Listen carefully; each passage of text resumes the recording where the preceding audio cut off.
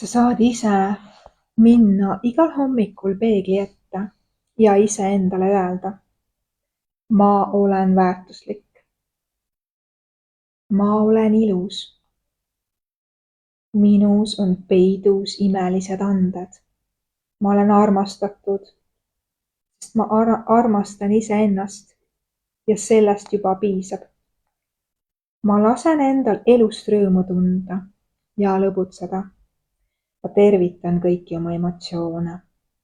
Ma naeran ja nutan siis, kui mina seda tahan. Ja ma võin naerda ja nutta lausa korraga, kui ma vaid nii otsustan.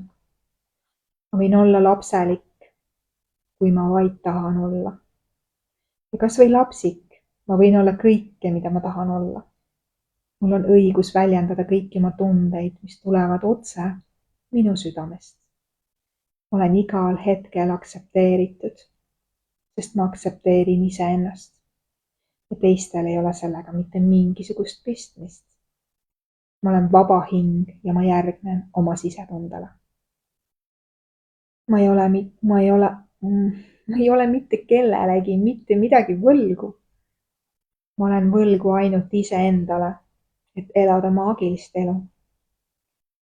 Ma võtan vastu enda sisemise lapse ja lasen tal peidust välja tulla. Ma olen tänulik elule, et ma saan kõike seda maagilist kogeda, millest mul varem õrna aimugi ei olnud. Minu sees on vägi, mis on võimeline minu elu just sellele teele juhtima, mida ma päriselt väärt olen ja naudin. See siin minu esimene raamat. Seda saab lahti võtta ükskõik kust. Igal hetkel saab siit imelised puslejupid.